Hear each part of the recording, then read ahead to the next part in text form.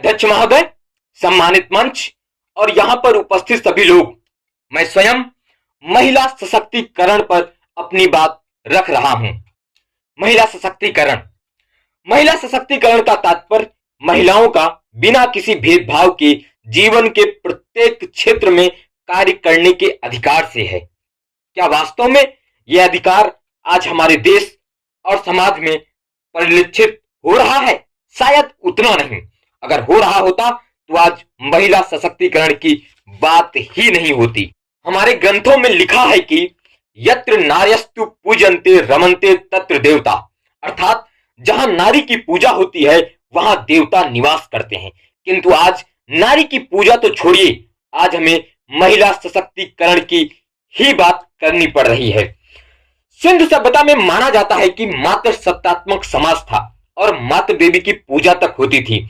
किंतु सिंधु सभ्यता से लेकर आज तक जैसे जैसे समाज का विकास हुआ, महिलाओं को दरकिनार कर पुरुष प्रधान समाज बन गया। समाज ने चारों दिशाओं में प्रगति की, किंतु महिलाओं के अधिकारों और आकांक्षाओं को कहीं ना कहीं दबाया और कुचला गया। और इतना किया गया कि मैथिली शरण गुप्त जी को महिलाओं पर पंक्तियां लिखनी पड़ी कि अबला जीवन हाय तुम्हारी यही कहानी, आंचल में है दूध और आंखों में पानी। हमारा देश ऐसा है जहां राष्ट्रपति, प्रधानमंत्री, मुख्यमंत्री से लेकर कई उच्च पदों पर महिलाएं बैठी और अब तो संसद और विधानसभाओं में भी महिलाओं को 33% आरक्षण दे दिया गया है। यह सब देखकर और सुनकर सबको गर्व होता है, परंतु क्या यह महिला सशक्तिकरण के लिए काफी है कि हम महिलाओं को उच्च पदों पर बैठा दिए तो वो महिला सशक्तिकरण हो गया? शायद नहीं। महिला सशक्तिकरण तब तक नहीं पूरा हो सकता जब तक देश के कोने कोने में बैठी महिलाओं का सशक्तिकरण नहीं हो जाता। आज भी अखबार और मीडिया की खबरें महिलाओं के प्रति शोषण और हैवानियत की घटनाओं से भरी पड़ी हैं। हमारे समाज में कई महिलाओं ने अपने जीवन में बुलंदियों को छुआ, परंतु जब आप उनकी जिंदगी के पन्नों में जाएंगे तो आपको पता चलेगा कि उन्होंने आज के समाज से कितना संघर्ष किया उस बुलंदी को पाने के लिए। महात्मा गांधी जी ने कहा था, मैं उस दिन भारत को स्वतंत्र मानूंगा जिस दिन इस देश की नारी रात के अंधेरे में भी सुरक्षित बाहर निकल पाएगी। लेकिन आज नारी शायद दिन के उजाले में भी सुरक्षित नहीं है, यहां तक कि मां के गर्भ में भी सुरक्षित नहीं। अगर सुरक्षित होती तो सरकारों को गर्भपात कानून, दहेज के लिए कानून, बाल विवाह कानून, घरेलू हिंसा का कानून, कार्यस्थल पर उत्पीड़न के कानून और इस सदी का सबसे बड़ा 3 तलाक जैसा कानून ना लाने पड़ते।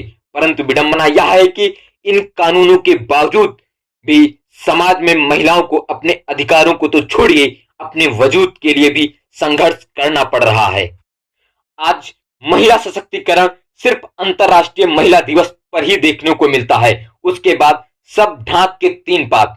क्या समाज में महिलाएं सुरक्षित हैं? क्या उनके साथ हो रहे अन्याय पर उन्हें त्वरित न्याय मिल पा रहा है?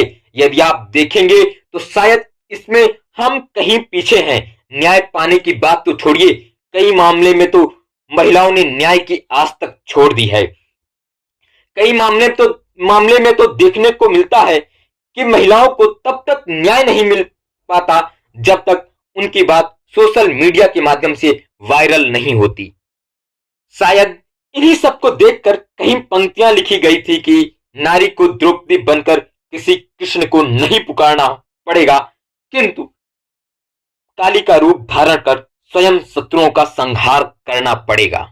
क्या आप सभी को यह लगता है कि एक सभ्य समाज में महिलाओं को अधिकार के लिए काली का रूप धारण करना पड़ेगा?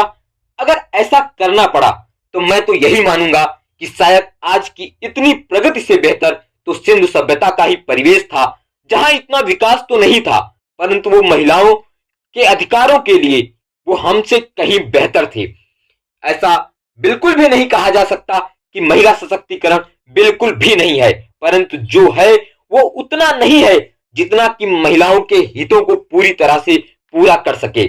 आज भी अलग अलग धर्म, जाति, रीति रिवाजों के आधार पर महिलाओं को उनके अधिकारों से दूर किया जा रहा है, उनका शोषण हो रहा है, उन्हें एक जिम्मेदारी की तरह देखा जा रहा है, उनको शिक्षा ही नहीं बल्कि मूलभूत आवश्यकताओं से भी वंचित किया जा रहा है। महिलाओं को सम्मान इसलिए नहीं मिलना चाहिए कि वो महिला हैं। महिलाओं को सम्मान इसलिए मिलना चाहिए कि उनको भी अपनी जिंदगी अपने हिसाब से जीने का पूरा अधिकार है।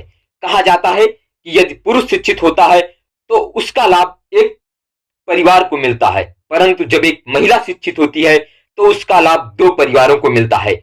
आज समाज में शिक्षा, जागरूकता, सम्मान के साथ साथ संस्कारों की भी बहुत जरूरत है। जैसे ही हम अपने परिवार की महिलाओं के हक और अधिकारों की चिंता करते हैं, वैसे ही समाज में सभी महिलाओं की चिंता करनी होगी, तभी महिला सशक्तिकरण सही मायने में पूरा होगा।